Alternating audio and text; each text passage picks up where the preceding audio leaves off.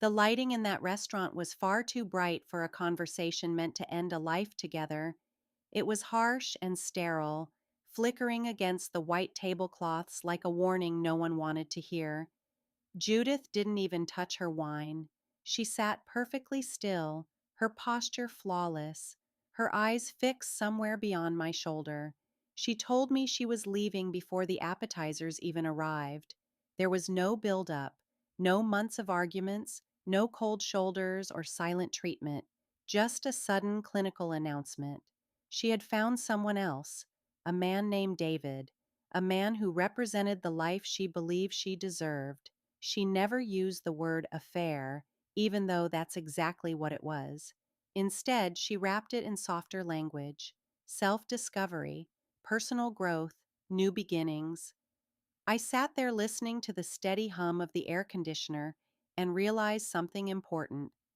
My marriage wasn't ending because of a mistake. It was ending because of a calculation.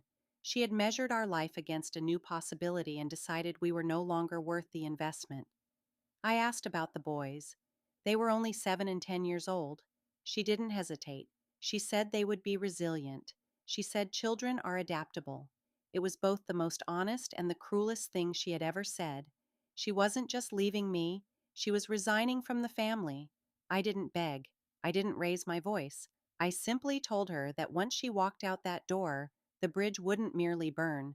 It would cease to exist. She gave me a look that resembled pity, picked up her coat, and walked away. I stayed. I paid the bill. I even left a tip.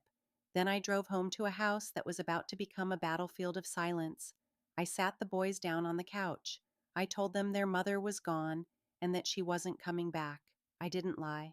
I didn't tell them she loved them but needed space. I told them she had made a choice. That night was the first chapter of the rest of our lives.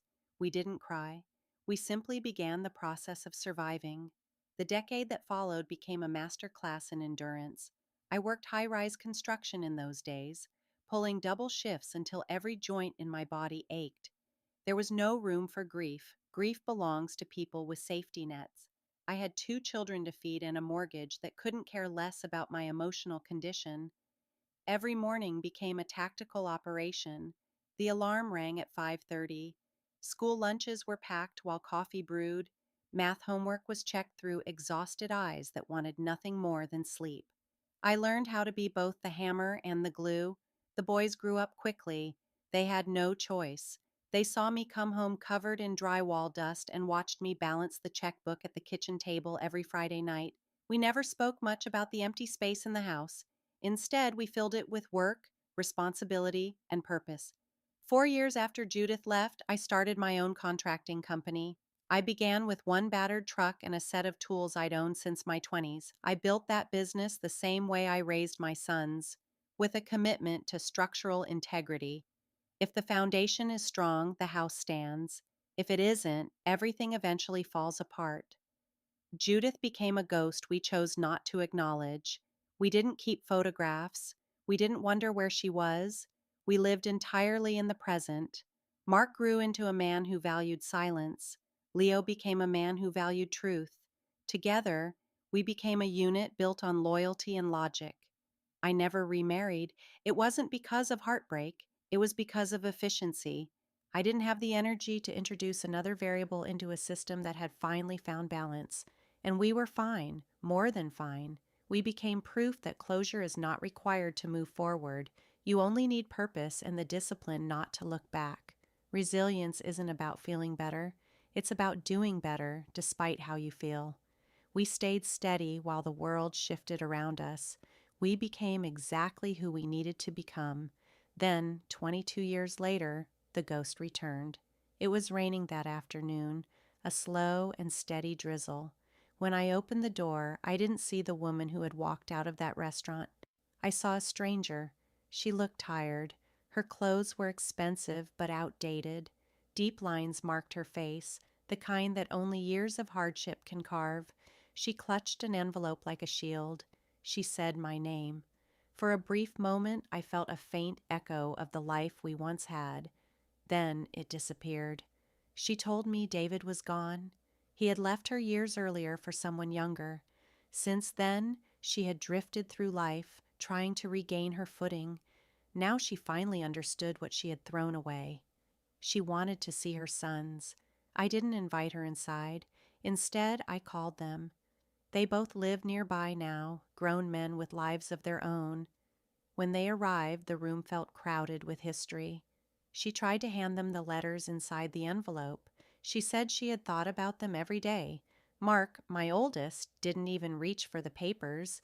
He simply asked where those letters had been when he graduated from college. Leo asked where she was when I was hospitalized with a broken leg. She had no answers. All she had was her own pain, and she tried to exchange it for forgiveness. It was a poor bargain. I looked at her and saw the true reality of abandonment. She had spent 2 decades chasing a version of happiness that never existed. Now she had returned because she was cold, alone, and the world no longer cared. I told her the truth.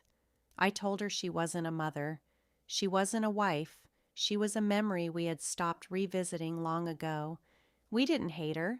Hate requires an emotional investment none of us were willing to make. We were simply finished. I watched her walk back to her car, with the envelope still clutched in her hand. She drove away. The street returned to its natural silence. We went back inside. I poured 3 glasses of bourbon. Then we sat together and talked about the future. We didn't need her apology to feel complete. We had rebuilt ourselves a long time ago. The door was closed, the story was finished, and we never looked back because there was nothing left to see.